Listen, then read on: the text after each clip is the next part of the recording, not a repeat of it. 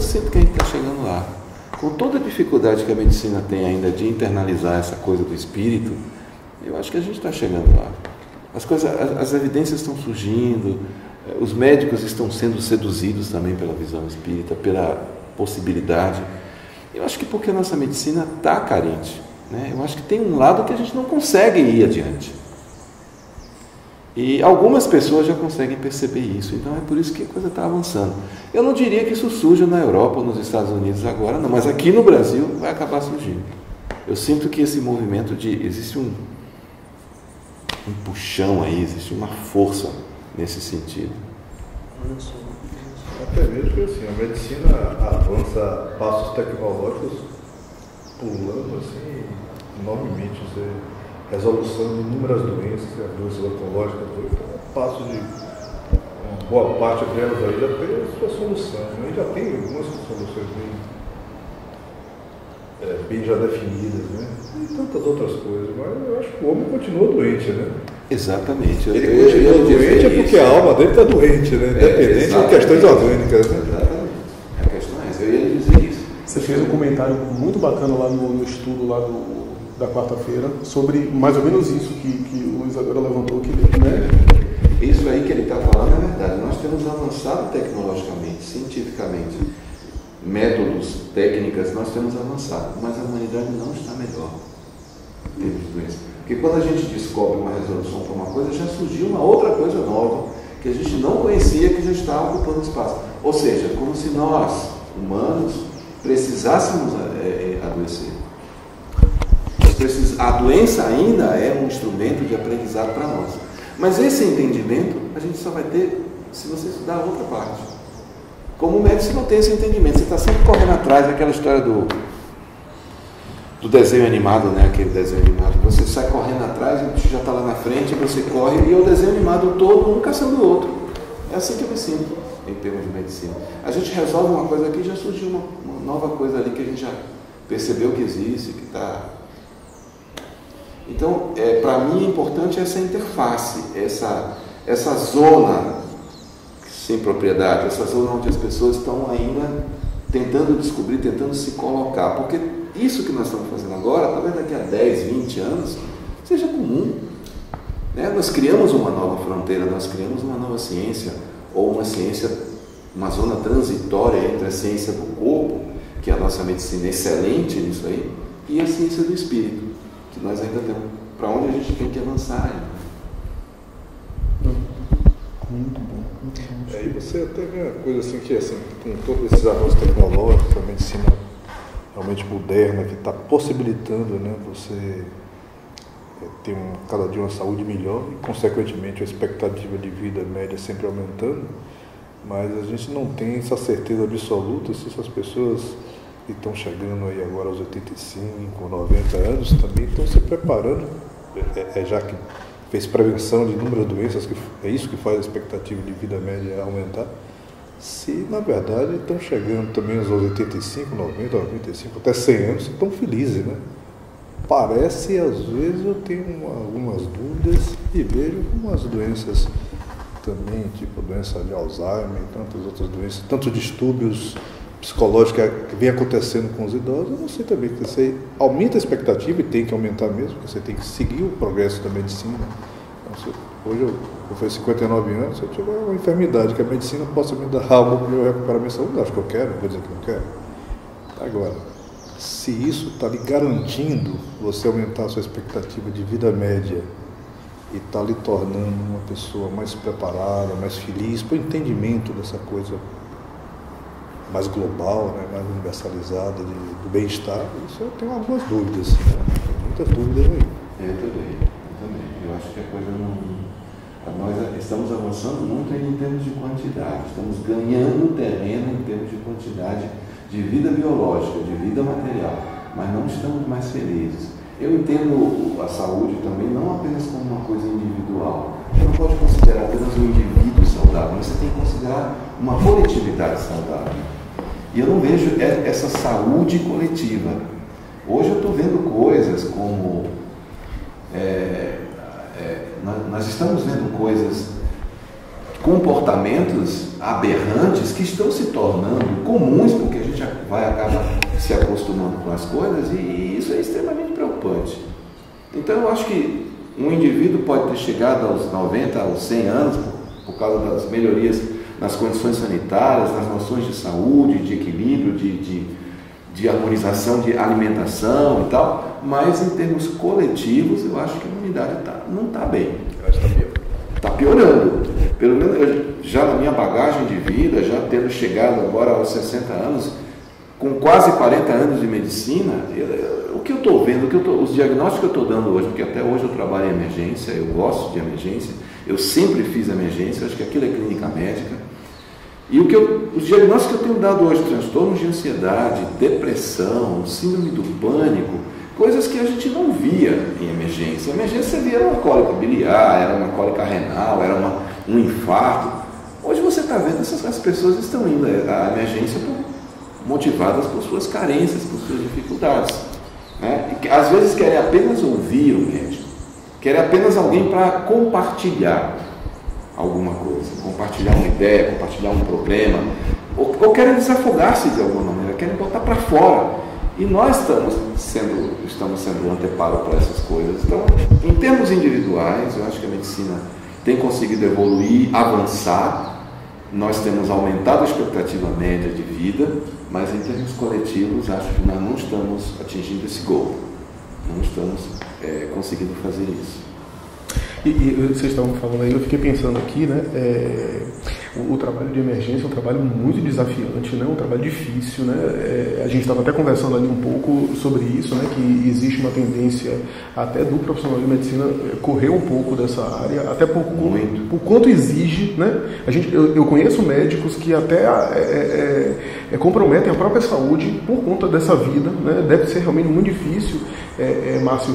E às vezes eu vejo os médicos muito contrariados com relação a essas queixas que recebem, porque estão lá em emergência e de repente, 2 horas da manhã, o paciente está dizendo: não, eu estou me sentindo sozinho, não tenho um remédio aí para aliviar. Exatamente, é o que eu estou dizendo aqui. Deve ser difícil, né? Porque você tem tantas demandas ali, sempre abarrotado, né? Sempre cheio o hospital. Tem um outro viés nisso, né? Tem profissionais da área médica, eu com os cabelinhos brancos aí, poucos papos cabelos e brancos, mas a urgência sempre para o médico jovem sempre foi um desafio, porque é onde você tem que agir rápido, raciocinar rápido. E se aprende muito? Aprende muito. E algumas enfermidades você tem que ter um raciocínio lógico e rápido, você saber. Imagina, você tem uma parada cardiorrespiratória, você vai ter que agir rápido, você entubar seu paciente, ventilar. Então, você trabalha realmente no segundo, no minuto ali, porque é a vida de alguém. E isso, quando você é jovem, óbvio, tem pessoas até mais velhas que continuam nessa atividade de trabalhar em emergência, mas é estimulante saber que aquele momento ali, aquela pessoa, aquela vida depende de você. Então, dá um estímulo, né, a esse tipo de trabalho. Então, tem muita gente ainda ligada a esse tipo de... Embora não seja valorizado, né? Não é valorizado nem mesmo pelos colegas médicos. Já é uma outra coisa, né? O pessoal geralmente acha que a emergência é um lugar ali, é um emprego imediato, que ele vai quando está saindo da residência e está querendo se colocar, e está querendo casar, e comprar apartamento, e comprar um carro novo, aí acha que vai ficar na emergência de um tempo. Mas poucos sabem que a emergência, aqui no Brasil, está começando agora, mas que a emergência é uma especialidade médica. Sim. Nos Estados Unidos, no Canadá, inclusive muito respeitado, o clínico de emergência, ou o cirurgião de emergência, isso é uma especialidade como existe hoje o intensivista. O especialista em unidades fechadas, em terapia intensiva, que eu também trabalho. É um viés meu que também até hoje eu trabalho. Ou seja, toda essa parte da clínica médica me interessa muito. Então é quando você lida com o doente. Só que eu ainda prefiro trabalhar mais com a emergência, porque eu lido com o paciente acordado e verbalizando, do que com o paciente em coma, induzido ou natural, numa UTI. O paciente de UTI é um paciente muito grave, muito instável, mas você não entra em contato, você não interage com ele. Enquanto na emergência você interage, você tem que interagir com o paciente, você tem que interagir com a mãe, com o pai, com a família, com o acompanhante. Hoje, em vários contextos de família, que eu tenho também observado isso, né? Contextos diferentes de família do que tinha antigamente, porque eu comecei. Então, é extremamente estimulante, mas não é um posto valorizado. Isso que você está falando, Eduardo, é exatamente isso. E é tão complexo porque, como você disse, Flávio, o desgaste físico e emocional é tão grande que normalmente o colega passa 1 ano, 2 na emergência, aí já deu e vai embora e vai buscar a sua qualidade de vida trabalhando em outro contexto. E eu me pergunto sempre por que até hoje eu faço emergência, por que até hoje eu gosto de emergência. Eu sempre me pergunto isso, eu já passei por vários conflitos com relação a isso, mas alguma coisa me pede para me manter trabalhando ali, para continuar trabalhando ali, porque ainda tem um trabalho para ser feito. O cidadão que tem uma cólica renal no meio da madrugada e corre para uma emergência médica, esse vai dar valor ao médico que está lá de plantão, sem dormir. Mas os outros colegas, inclusive, não dão valor, porque acham que é uma especialidade de segunda importância ou de menos importância, entendeu? Isso é lamentável, mas brigar com preconceito, eu fiz isso a minha vida inteira, então eu já não ligo muito para esse negócio.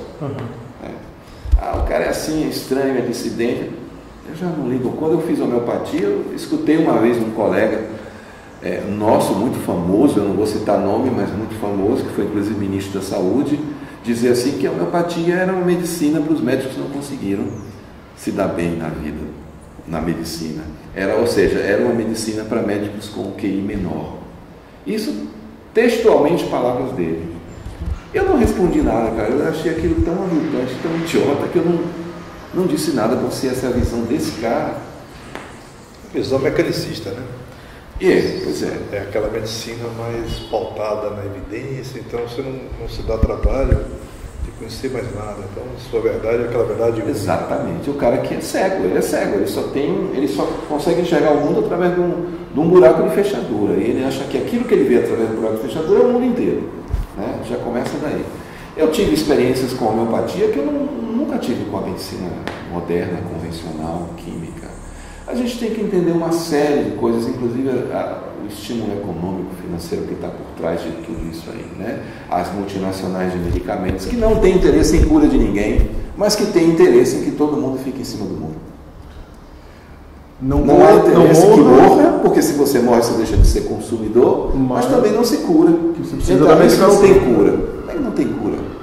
Você tem um hipertenso leve, por exemplo, se você reconduz ele, alimentação, relaxamento, evitar o estresse, meditação, dá trabalho? Dá, mas você vai poder fazer com que esse cara melhore sem precisar perder peso, atividade física, sem que ele precise de medicamento. Mas a nossa medicina, movida por essa indústria poderosíssima do medicamento, da química, não tem interesse nisso exatamente. Eu me lembro que eu trabalhei no interior há alguns anos e era homeopata na Chapada Diamantina, era o único homeopata na Chapada Diamantina, e eu recebia pacientes que viajavam 300 quilômetros para se consultar comigo. E quando eu ia fazer uma palestra, ou quando eu ia colocar um cartaz, palestra sobre homeopatia, os farmacêuticos, os donos de farmácia, não queriam que eu colocasse. Não, porque isso aí não me dá dinheiro. Então, o dinheiro ainda está por trás, mascaradamente ou não, ainda está por trás de tudo que é conveniente ou não para as pessoas. Então, a gente avança com muita dificuldade tentando derrubar essa ideia de que o dinheiro é uma outra questão, mas eu acho que merece uma discussão. Tem uma coisa interessante que até para amarrar o que a gente tinha comentado ali, que a ideia a gente realmente, dentro do Raciocínios, não tem esse tipo de trabalho, dessa conexão. E eu vejo que no grupo das pessoas que participam, principalmente no grupo do WhatsApp do Raciocínios, existem muitos médicos, né? Vocês foram aqueles que eu consegui marcar, mas eu chamei outras pessoas. Tem pediatra, tem uma série de... Tem outros gastro, né? Pelo menos uma outra gastro eu sei que tem outros médicos também de plantão, né? Então, eu acho que a ideia é aglutinar, porque eu acho que é a categoria que mais tem. Eu posso até fazer uma enquete aí, mas eu acho que a categoria que mais tem é médico nesse grupo do Raciocínios, né? Então eu acho que esse diálogo é interessante, a gente está começando, né? E eu fico muito feliz pelo convite que vocês aceitaram. Eu sei que vocês são homens ocupados, que têm seus afazeres. Eu não estou nem tão ocupado, eu estou apavorado. Às vezes eu estou com a família também, né? Com a família, dia de domingo. Então, assim, eu agradeço muito, viu, por essa renúncia que vocês fizeram, estão, né, aqui comigo. Foi um prazer, isso é um prazer. Falar sobre isso é um... Mas em relação ao Márcio falando, assim, eu acho que tudo são segmentos, né? É óbvio que a indústria farmacêutica tem essa coisa, que isso é do capitalismo, né? E a indústria farmacêutica, como a indústria bélica, sempre foram indústrias que ganharam muito não está dinheiro. fora do contexto. E continuam ganhando. Agora, tem coisas muito boas, é inegável que tem grandes avanços no caminho da terapêutica alopata, né? E tem outros segmentos que precisam ser vistos. Eu concordo com você. A gente até antes da início da primária estava comentando sobre a gastroenterologia. Em números grosseiros, você tem 40% de doença orgânica, você tem 60% de doença mais funcional. Que muitas vezes você não vai precisar do fármaco, você vai precisar de uma abordagem, um pouquinho mais de talento. É o que a gente comentou também, tem o gostar de gente, de você se envolver um pouco mais, talvez aí você dê solução para aquelas enfermidades funcionais que fazem sofrer também. A enfermidade funcional da cólica, da diarreia, da azia, da distensão abdominal, ela dificulta a vida social da pessoa, porque são sintomas importantes também, e que isso merece ser visto. E aí é onde entra também, talvez, um outro lado, né? Onde entra a homeopatia, onde entra a cultura, as chamadas medicinas alternativas, que para mim não é alternativa, para mim é um conjunto de coisas, não tem nenhuma de alternativa. A alopatia é a rainha da medicina. Eu acho que é um conjunto de coisas que você vai usando cada elemento e, no fundo, o que você quer é o bem-estar daquele paciente que você está tratando. Eu acho que é a visão que eu tenho essa. Vocês comentaram uma coisa que eu sempre acho uma das coisas mais, né, interessantes e talvez uma das coisas que mais me chama a atenção no universo médico e também aí, como entra um pouco na minha área, psiquiatria e psicologia, né, o comportamento de maneira geral, né, que na verdade atravessa todos os segmentos, né, todas as abordagens de saúde. Quando eu vejo, por exemplo, os índices de depressão cada vez mais aumentando, os transtornos de ansiedade, o suicídio, que está um negócio que, né, tem relatório da OMS falando que a projeção para os próximos anos é que, né, seja uma das primeiras ou a primeira causa morte, né, do mundo. A minha sensação é de que o modelo de saúde que está aí não está resolvendo. Alguma coisa está errada nessa ideia, inclusive na minha área, né? Porque a gente tem fármacos, aí no caso da psiquiatria, psicofármacos, né? Mas a gente está vendo suicídio em jovens, suicídio em criança, né? Depressões, e se não fosse, claro, as abordagens talvez seria pior, mas tem alguma coisa que está faltando e que a gente não está conseguindo dar conta. Nós profissionais, né, psicólogo, psiquiatra, não estamos conseguindo dar conta totalmente dessas demandas, né? Eu concordo. É isso que eu estou falando como corpo coletivo. Individualmente, um indivíduo ou outro pode estar atingindo uma idade avançada e morrendo. Nós aumentamos, sem dúvida, com o avanço tecnológico e científico, nós aumentamos a expectativa de vida. Mas como sociedade, como cultura humana, considerando o indivíduo como um todo, a coletividade como um todo, nós não estamos bem, nós não estamos evoluindo bem. Existe uma ideia muito interessante que a medicina oficial poderia absorver da homeopatia, mas ainda não absorveu, que é a ideia do terreno. A homeopatia tem uma ideia de terreno que eles chamam os miasmas, né? Hahnemann, quem primeiro falou sobre isso, foi o codificador, vamos dizer, o fundador da homeopatia, que é a ideia do terreno. A psora seria, vamos dizer assim, o terreno básico, o terreno original do homem nas suas condições de vida natural. A psicose seria um terreno de hipertrofia. Nós passamos durante muito tempo hipertrofia. Hipertrofia em tudo, hipertrofia na comida, hipertrofia no sexo, hipertrofia no trabalho, hipertrofia no dinheiro. Principalmente no dinheiro, nas condições materiais, nós vivemos numa sociedade extremamente hipertrófica. O próximo terreno homeopático, na visão do indivíduo, quando tratado com homeopatia, é a sífilis. Não a sífilis relacionada à sífilis que nós conhecemos com a medicina convencional, produzida pelo treponema pálido e tal. A sífilis como uma condição de terreno, sifilinismo, que já é o destrutivo, já é o tumor, já é a destruição, já é a necrose, Que isso acontece com o indivíduo, isso acontece com o coletivo. E nós estamos vendo isso agora. Nós estamos saindo de uma cultura psicótica para uma cultura civilínica, ou seja, extremamente destrutiva. Isso que você está falando do suicídio, da taxa de suicídio, da destruição, tem a ver com isso. Só para traçando uma analogia, essa ideia dos miasmas é extremamente discutida em todas as escolas de homeopatia do mundo. Aqui no Brasil, na escola argentina, na escola mexicana, na escola francesa, a gente discute muito essa questão do terreno.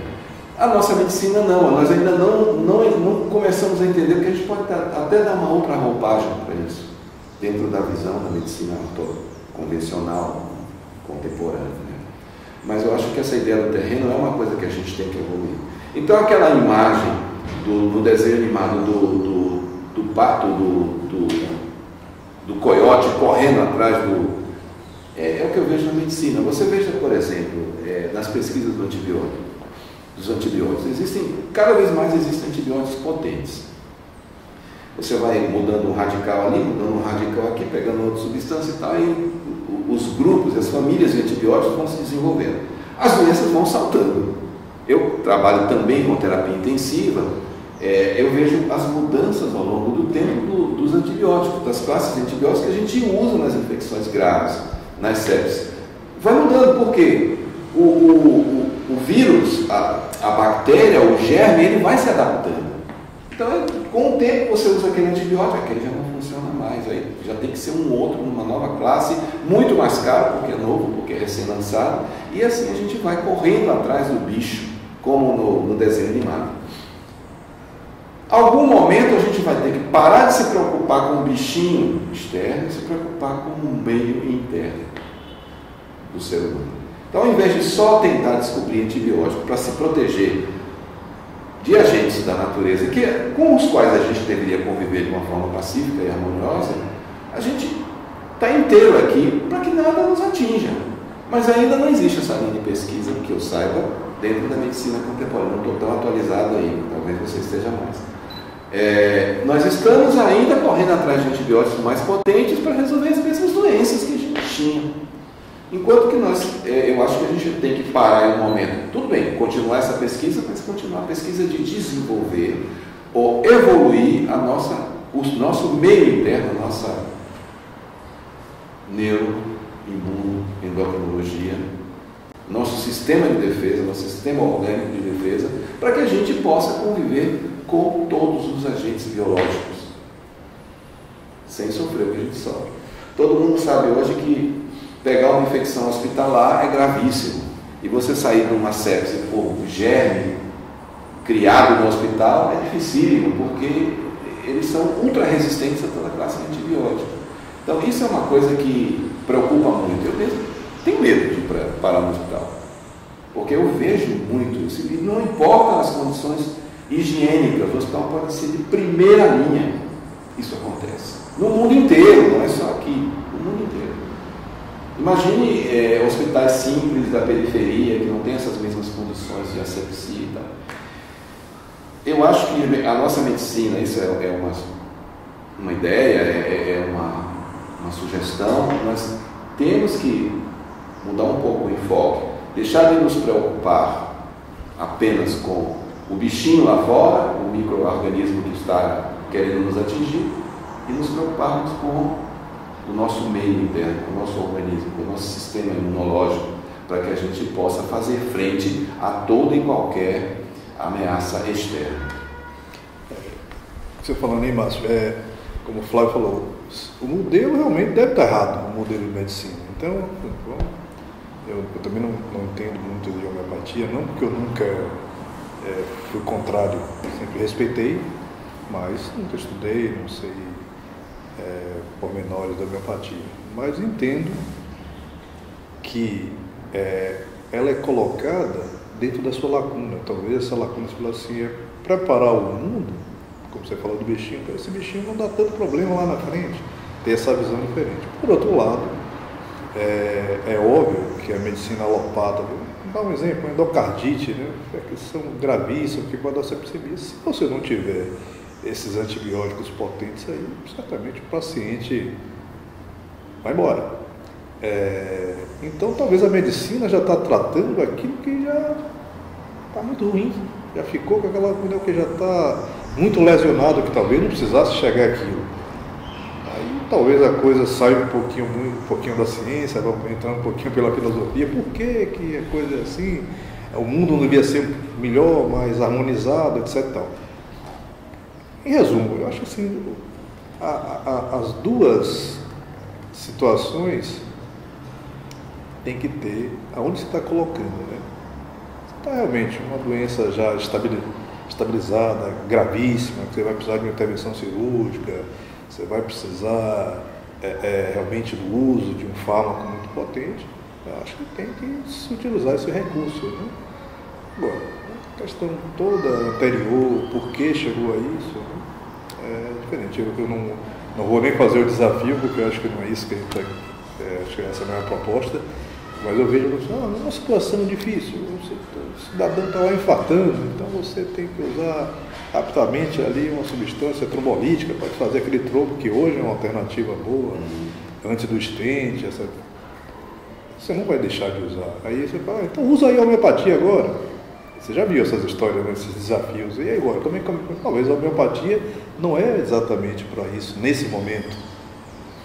Então, acho que tem as duas situações têm suas importâncias, né? Eu estou entendendo o que você está colocando, eu sigo esse caminho seu também, que eu acho que as outras alternativas todas, eu falo alternativa, eu falei até medicina alternativa, não acho que é alternativa, na verdade o uso de outras práticas deve ser colocado assim. Eu acho que se vai se somar, se você vai fazer um bem-estar, um mundo melhor, eu acho que tem que fazer, utilizar essas técnicas, né?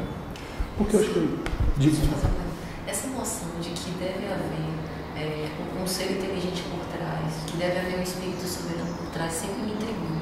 Quando a gente estuda bioquímica, que a gente vê a organização celular, que a gente vê aqueles mecanismos de seleção da célula, que a gente vê enzimas fazendo um trabalho inteligente, a gente para e pergunta, como é que um cérebro, que um órgão, um sistema nervoso central, as glândulas endócrinas podem ser as responsáveis por tomar esse tipo de decisão?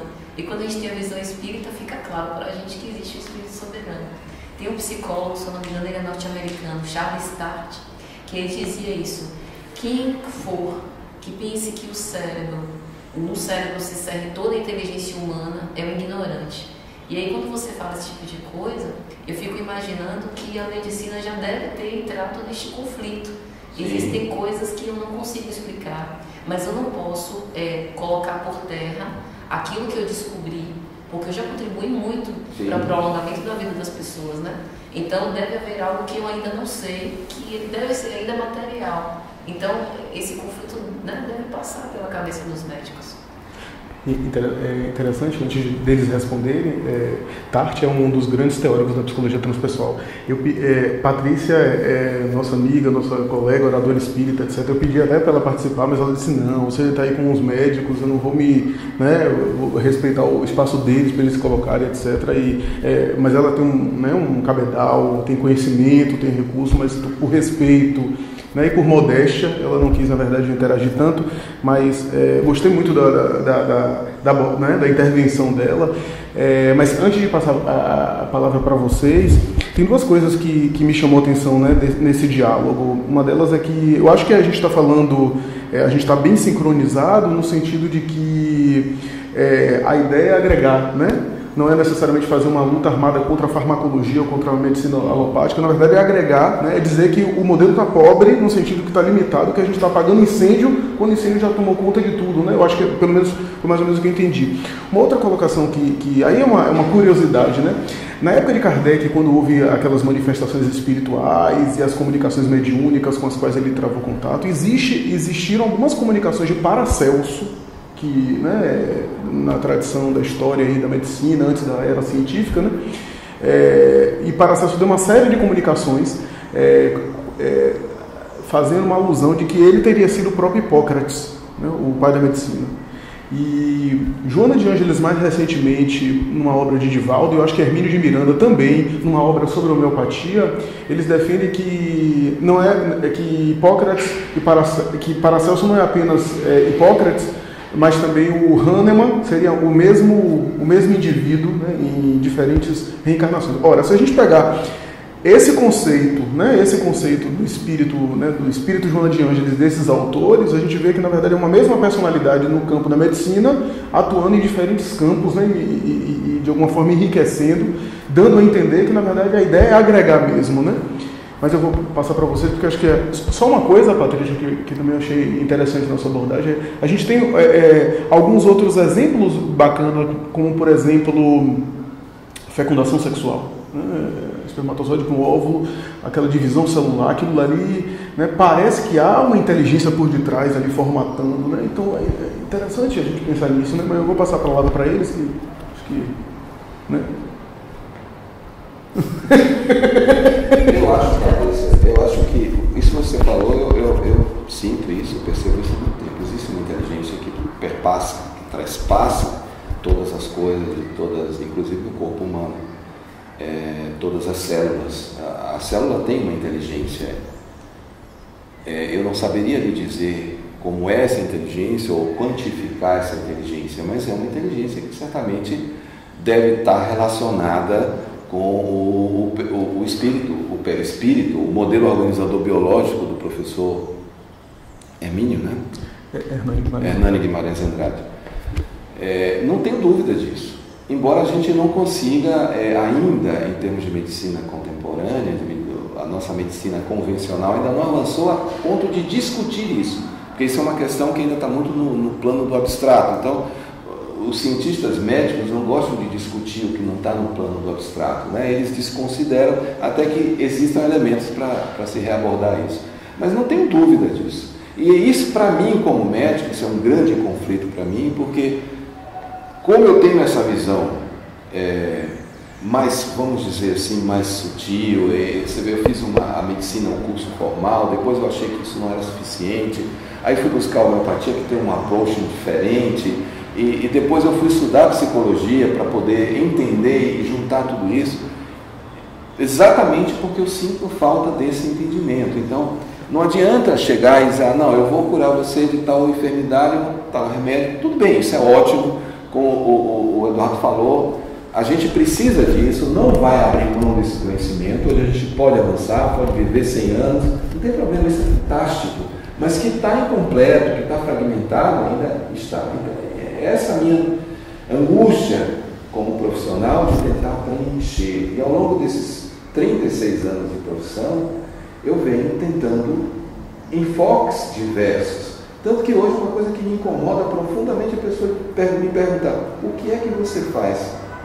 Eu não sei o que eu faço. Até hoje, eu não sei o que eu faço. Eu já perdi a esperança de saber na atual encarnação, né, Fábio? Mas eu vou descobrir depois.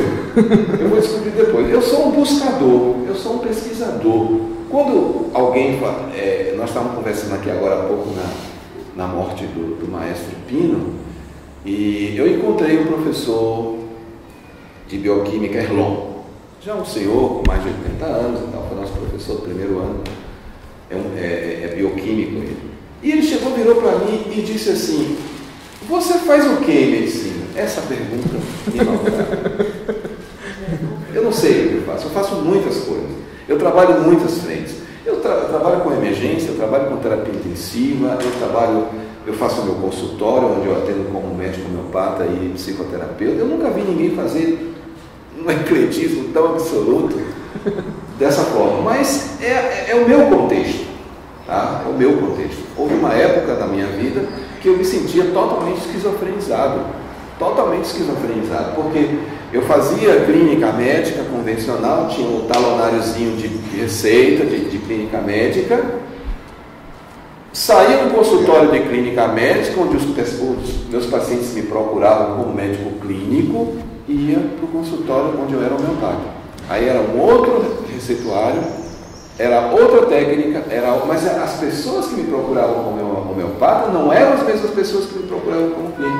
Então tinha uma hora que, quando eu encontrava um paciente meu na rua, eu tinha que saber focar naquela hora onde é que eu estava. Qual era a atuação sua? Qual era a minha atuação? Então isso é uma coisa que depois esse conflito mudou. Ficou muito mais pacífico. Eu me entendi como procurando uma síntese. Essa síntese eu ainda estou procurando até hoje. E a minha busca hoje no espiritismo, na realidade espírita, no entendimento, vem em função dessas angústias, dessas lacunas que eu tenho que preencher. Que bacana. Luiz, o Márcio estava colocando umas coisas que me deram uma curiosidade, que é essa coisa do...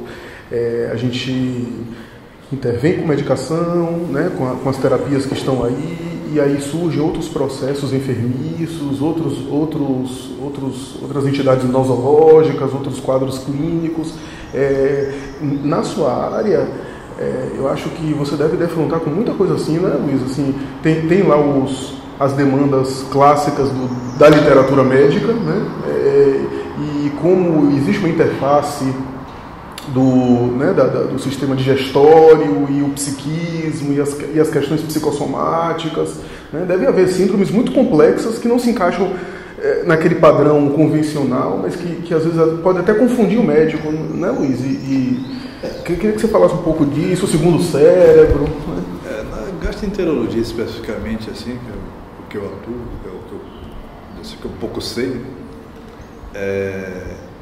eu sempre dou esses números, né? São números que não são exatos, mas é mais ou menos nesse nível. 40% é doença orgânica propriamente bem estabelecida, onde você vai ter que ter intervenções, seja intervenções do ponto de vista farmacológico ou intervenções cirúrgicas, isso está bem definido. E você tem o outro lado, que é um campo vasto, que são as doenças funcionais, que maltrata muito o cidadão. E é o que eu costumo dizer para mim mesmo, você tem que ter um pouco de talento para ter esse tipo de abordagem, porque é onde você vai ter que ouvir bem, você vai ter que trazer informes para os pacientes de uma coisa que, para mim, particularmente, do ponto de vista muito pessoal, vou fazer um relato de uma coisa interessante. Eu teve um tempo que eu ficava lendo, né, esses anatomistas, fisiologistas antigos e descobri um deles, que é uma história muito interessante de um filho de um anatomista famoso que ele queria que o filho fizesse medicina. Meu pai, eu não quero ser médico, eu quero ser pintor. Mas, fim da década de 19, quem falava forte era o pai mesmo, por mais que o filho quisesse alguma outra coisa. E levou o menino à medicina. E ele lá, estudando lá, fazendo as dissecções, olhando ao microscópio, um dia ele viu uma célulazinha diferente lá e ele resolveu botar o nome dele nessa célula. O pesquisador é o Ramon Cajal. E botou o nome da célula, célula de Cajal. Não se sabia muito para que servia aquela célula, ele deixou o nome dele lá. Quase um século depois, olha o que aconteceu. A célula de Cajal hoje, que muita gente chama de célula de Cajal, outros já chamam de célula enterocromafim, é a célula produtora de serotonina. E as coisas começou a ver a beleza da coisa. Você gastou um século, aquela célulazinha lá, que o menino pintou com tanto gosto, né? Já que eu vou fazer medicina, mas não vou deixar de continuar fazendo meu talento da pintura. E fez um desenhozinho da célula de Cajal, né? E um século depois, a célula hoje tem essa importância tão grande, onde leva a gastroenterologia hoje falar no termo eixo cérebro-intestino, dessa relação do aparelho digestivo saudável, você de maneira comportamental também você é mais equilibrado e vice-versa. A serotonina é hoje realmente um neurotransmissor de primeira ordem. Basta lembrar do lançamento, pelo menos umas 3 décadas atrás, da pílula da felicidade, que é a fluoxetina, que foi lançado como se não pílula da felicidade. E o que é a pílula da felicidade? É um inibidor de recaptação da serotonina. Quer dizer, é uma substância química que você vai tomar para estabilizar uma outra, você ter uma vida média mais prolongada e você se manter com bem-estar no seu dia a dia. Então, eu creio também, né, no que Márcio falou. Assim, eu não tenho, como eu falei para vocês, quando você me fez o convite para ficar apavorado, porque eu não tenho esse conhecimento da doutrina espírita, eu não sou um cara que estudou muito, mas de maneira sensorial, eu acredito que tem algo, né, por trás disso tudo, né? Como o Paty falou, das organelas, né? Então, que tem, né? Com o tempo, eu acho que eu já tive a oportunidade de algumas vezes falar com você sobre isso, essa intersecção da ciência e espiritualidade cada dia vai ocorrer com mais frequência, e talvez aí esse entendimento vai chegar um dia. É por isso, inclusive, que a gente comentou, embora a medicina avança em passos largos, em termos tecnológicos,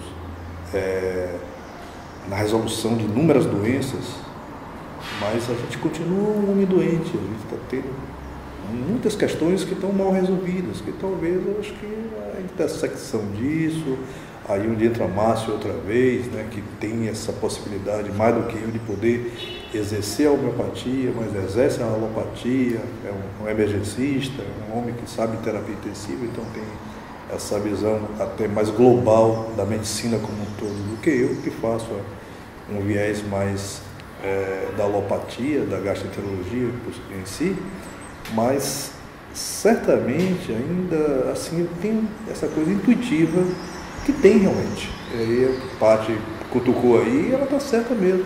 Existe algo que a gente ainda não sabe explicar, talvez vocês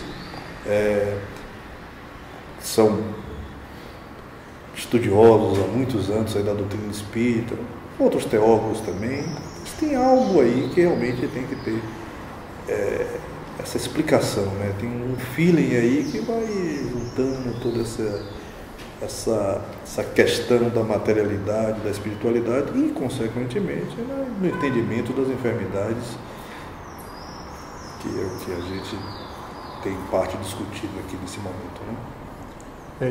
Antes do Márcio falar, minha última abordagem para vocês, se o Paty quiser trazer alguma outra consideração, fique à vontade. Minha última abordagem para vocês era justamente essa pergunta, que eu acho que é a pergunta final, que, pelo menos de minha parte, que é onde que entraria a questão do espírito, a questão da espiritualidade na medicina, né? Assim, quando vocês veem de importância nisso, né?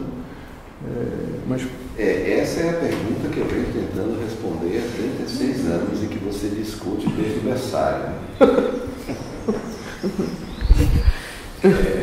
Onde é que está? O que a gente sente, como o Eduardo falou aí agora, o que a gente sente é que existe por trás de tudo isso, por trás do corpo físico e sua estrutura, suas organelas, seus órgãos, organelas, células e tal, existe essa inteligência que a Patrícia falou. Essa inteligência é responsável também pela harmonia e também pelos desvios desse corpo físico que a gente, através da medicina convencional, consegue dissecar e entender uma série de fenômenos, mas são fenômenos físico-químicos, são fenômenos bioquímicos. Para mim, eu ainda não me dou por satisfeito. Eu acho que existe uma diretriz, eu acho que existe uma força motriz antes disso que determina. E no apanhado que nós temos aqui, seria o espírito. A interface entre o espírito e o corpo físico seria quem? Seria o perispírito. Então, uma coisa que me fascina também é quando alguém me falou um dia que a homeopatia age no perispírito. Eu disse, bom, se a homeopatia age no perispírito, mas ela dá resultados no corpo físico, eu tenho que entender onde é que a homeopatia está agindo. Em que parte do perispírito. Nós tivemos até no Raciocínio dos Espíritos uma discussão sobre a contrapartida entre o corpo físico e o perispírito um tempo atrás, umas semanas atrás. Eu acho que, na minha opinião, que tem que haver essa contrapartida. Aí se discutia porque o espírito tinha órgão, que não tinha órgão, o perispírito não tinha órgão, não sei o quê, tinha órgão sexual, não tinha órgão sexual, enfim. Isso tudo aí é campo de pesquisa. E é uma coisa que me atrai muito e me seduz, tentar entender como é que isso funciona, porque para mim o objetivo hoje, muito além de qualquer outra preocupação com relação a finanças, a dinheiro, a fama, a projeção, isso nunca me interessou, muito menos ainda a questão de currículo, isso não me interessa. O meu objetivo é atingir o ser humano, atingir aquele outro que está lá na ponta diante de mim me pedindo ajuda. Se a ajuda pode vir através de um xarope que eu prescrevo, eu vou prescrever o xarope, não tem problema. Se for um antiácido, um inibidor de bomba de prótons, eu prescrevo. Se for um entendimento diferente, como meus pacientes de terapia trazem, como meus pacientes também, que eu preciso encontrar e observar uma dinâmica diferente que não conta na medicina convencional, eu não vou ficar discutindo com o meu paciente coisas da vida dele numa emergência, porque eu preciso atuar com certa rapidez, mas muitas vezes eles me trazem esses conflitos, mesmo na entrevista numa consulta de emergência. Então, eu me sinto muito limitado se eu não posso entrar aí também. E muitas vezes eu observo que apenas uma palavra bem colocada no momento correto, o paciente já sai dali 50%, 60%, 80% bom, como eles mesmos verbalizam. Ô doutor, conversar com o senhor foi tão bom, que eu acho que eu já não estou sentindo mais nada. Então, isso é maravilhoso. Ele estava ali, enfrentou 2 horas, 3 horas de fila, se aborreceu, e quando ele chega com uma conversa, sem nenhuma medicação, isso se resolve. Então, primeiro, eu não acredito que só o remédio resolva o problema dos seres humanos. Embora o remédio, com toda a justiça, ajude em muitas situações. Não tenha dúvida, faz parte do nosso esforço, da nossa boa vontade dos cientistas e pesquisadores encontrarem aquele medicamento. Então, ou seja, a doação que nós podemos fazer a alguém está sob a forma de um comprimido, sob a forma de uma injeção, de um endoscópio, de um colonoscópio, de um aparelho qualquer que vá trazer o bem-estar, o reequilíbrio, a força de vida para alguém. Isso é maravilhoso. Se nós podemos materializar essa doação sob essa forma, às vezes extremamente complexa e extremamente difícil, porque quantos anos um bioquímico, um químico tem que estudar para descobrir uma molécula que vai ajudar alguém? Então isso é fantástico. De forma alguma eu não desmereço a medicina convencional. Em hipótese alguma, eu sou médico com muito orgulho. Eu me sinto um neófito no espiritismo, apesar de já ter contato com a doutrina há muitos anos, mas eu tive que viver a vida, casar, constituir família, ter filhos, ganhar algum dinheiro para não morrer de fome, enfim. Eu tive que fazer isso. E agora, depois de maduro e de algumas coisas mais ou menos estabilizadas na minha vida, eu senti a necessidade de voltar. Como muitas coisas voltam para mim. A literatura, por exemplo, é uma coisa que volta para mim e com muita força, e hoje a minha persona como escritor é uma outra que corre paralela. Mas, enfim, vocês podem dar o diagnóstico que vocês quiserem, mas essa é a realidade. Esse é o meu mosaico, entendeu? E eu me sinto, com cada pedacinho desse, a gente vai se construindo, é como se você fosse se remendando, né? Como se tivesse um projeto original que jamais foi cumprido, mas de repente ao longo da vida você vai colocando as peças, vai colocando os tijolinhos, passando a massa, enfim, você vai chegando lá. A medicina é um desses meus interesses, é a minha profissão, basicamente como eu ganho a minha vida, e isso no mundo concreto, real, é importante, mas eu sinto que ela ainda precisa ser preenchida com esse outro elemento que hoje eu estou começando a perceber, que é o espírito, mas eu tenho pressa de acoplar esse espírito nesse corpo físico para ver se ele anda. Anda pelo menos para mim, né? Então eu tento estudar aqui no plano físico, eu tento estudar quando eu tento me cair lá fora para ver também como é que as coisas... E são algumas coisas assim que me espantam. Eu me lembro muito tempo atrás, quando eu estudava homeopatia, nós tivemos um curso de 3 anos de pós-graduação em homeopatia.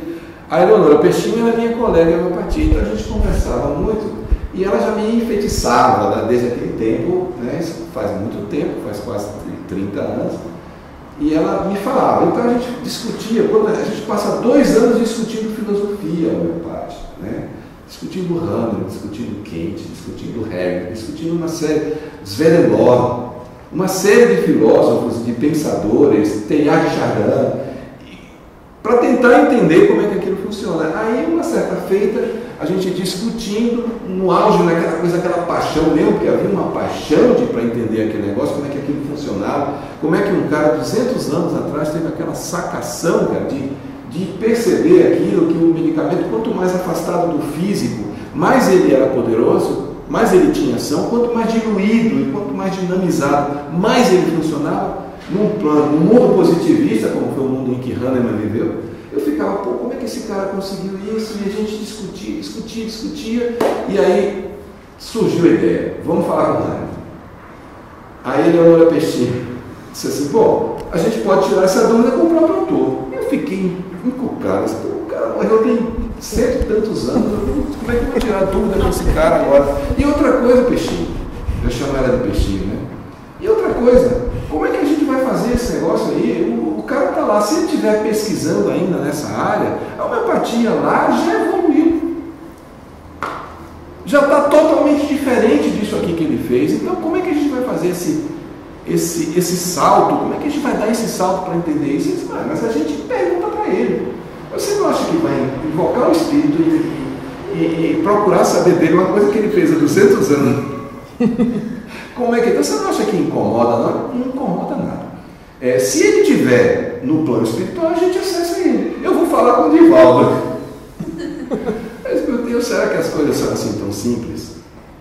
Né? Eleonora Peixinho vai lá, fala com o Divaldo acessa o Samuel Hahnemann e pergunta para ele sobre coisas da meu. Não sei se a coisa vai rolar desse jeito. O cara pode estar reencarnado em algum canto, pode estar em outro planeta.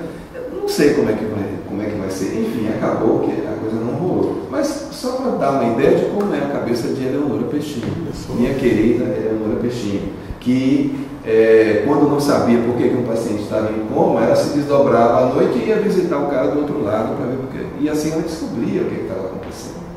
Então, isso para mim é fantástico. Eu quero evoluir para ser uma pessoa assim. Entendeu? Ela me contou um caso interessantíssimo de um paciente lá em Irmã Dulce, na época que ela trabalhava no hospital de Irmã Dulce, que estava em coma e todos os exames normais e ninguém sabia por que esse cara estava em coma. Eu posso contar isso aqui, né? Claro, claro. É só para ilustrar.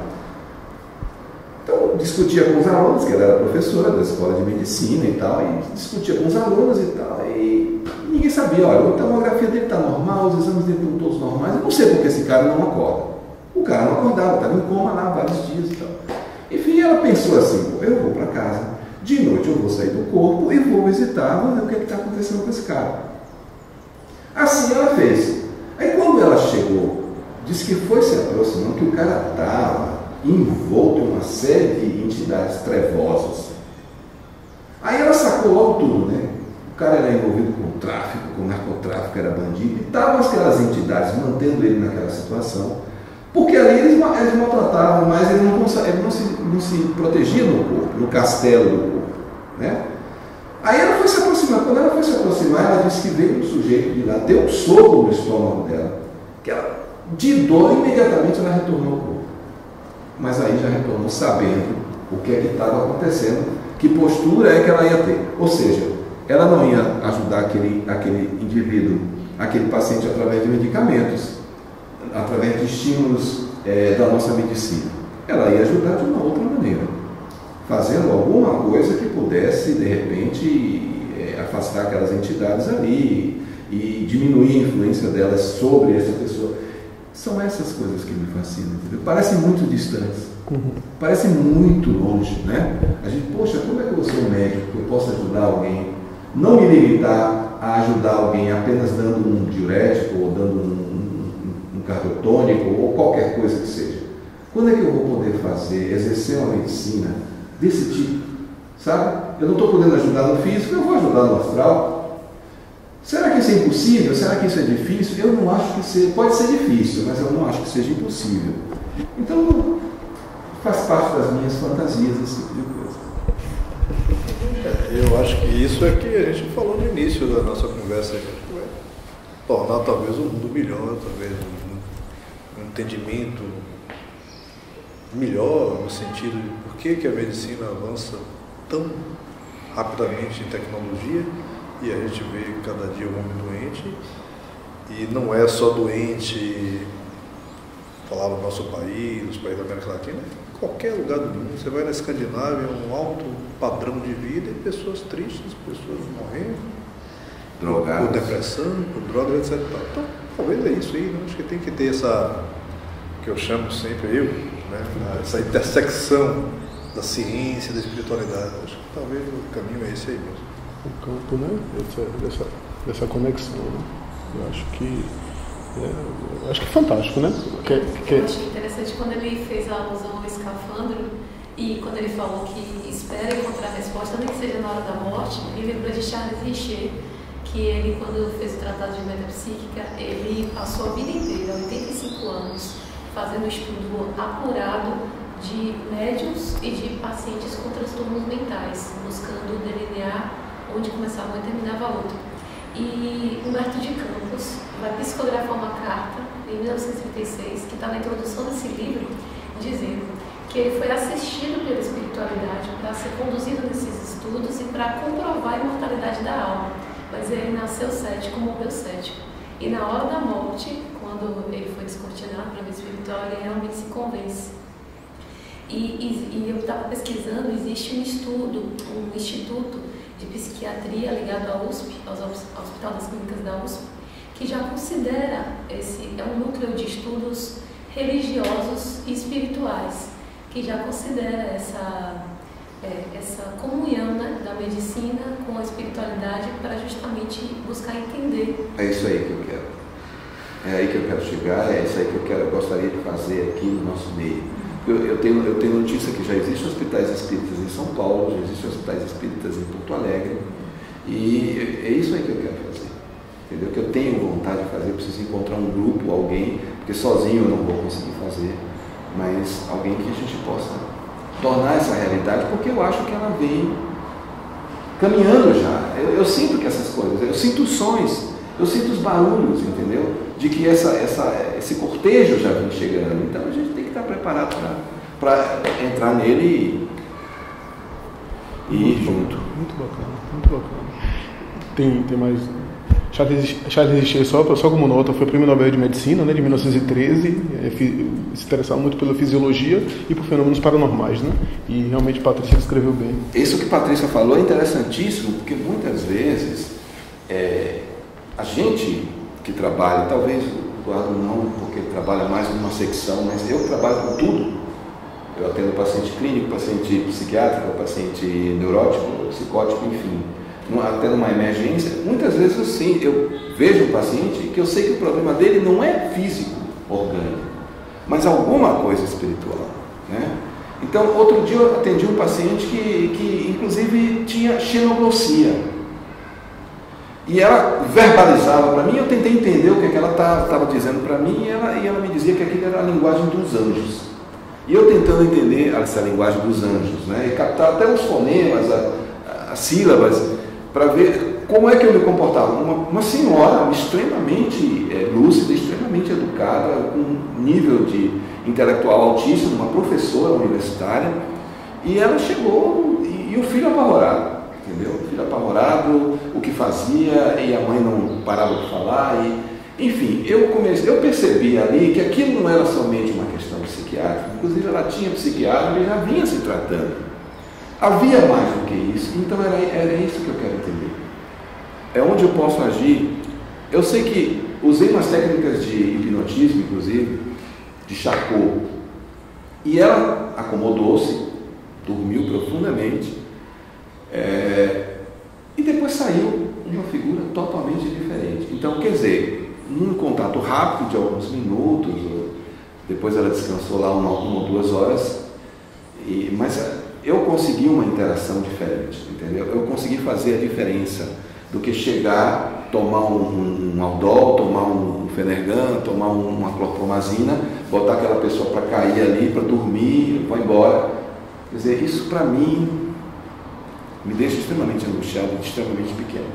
A minha ideia seria essa, de tentar ajudar da forma mais ampla possível. Sem querer me delongar muito. Não, que isso. Eu acho que ficou, né, muito bacana.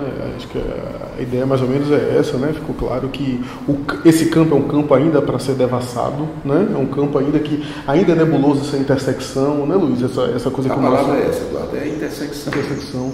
Né?